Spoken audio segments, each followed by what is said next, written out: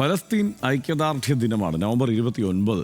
Palestine ജനതയോടുള്ള അന്താരാഷ്ട്ര ഐക്യദാർഢ്യ ദിനമായി ആചരിക്കുമ്പോൾ ലോക മനസാക്ഷിയുടെ മുന്നിൽ ആ ദേശം വലിയ വേദനയായി നിൽക്കുകയാണ്. പിറന്ന മണ്ണിൽ നിന്ന് ഓടിക്കപ്പെട്ടവരുടെ, സ്വന്തം വീടുകൾക്ക് വേണ്ടി കേഴുന്ന കുഞ്ഞുങ്ങളുടെ, പ്രിയപ്പെട്ടവരെ നഷ്ടപ്പെട്ട അച്ഛനമ്മമാരുടെ കണ്ണീരിൻ്റെ നിലവിളികളാണ് അവിടെ നിന്ന് ഉയരുന്നത്.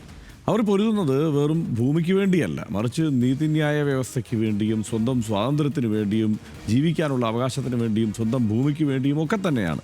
മനുഷ്യനായി ജീവിക്കാനുള്ള അവകാശത്തിന് വേണ്ടി കൂടിയാണ്. അടിച്ചമർത്തലിന് മുന്നിൽ തന കുനിക്കാതെ പ്രതീക്ഷയുടെ ഒരു കൊച്ചു തിരിവെളിച്ചത്തിനായി അവരിങ്ങനെ കാത്തിരിക്കുന്നു.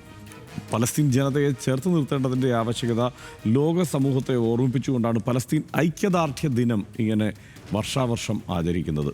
പലസ്തീൻ സംഘർഷം ചർച്ചകളിലൂടെ രമ്യമായി പരിഹരിക്കുന്നതിൻ്റെ പ്രാധാന്യവും പലസ്തീൻ ജനതയുടെ പലായനം സംബന്ധിച്ച് ആഗോളതലത്തിൽ ഒരു അവബോധവും ഒക്കെ ഉണ്ടാക്കുക എന്നതും ഈ ദിനാചരണത്തിൻ്റെ ലക്ഷ്യമാണ്. സർവോപരി പലസ്തീൻ ജനതയുടെ സ്വാതന്ത്ര്യത്തിനും നീതിക്കും അവരുടെ അവകാശങ്ങൾക്കും ഈ ദിനാചരണം ലക്ഷ്യമിടുകയും ചെയ്യുന്നു.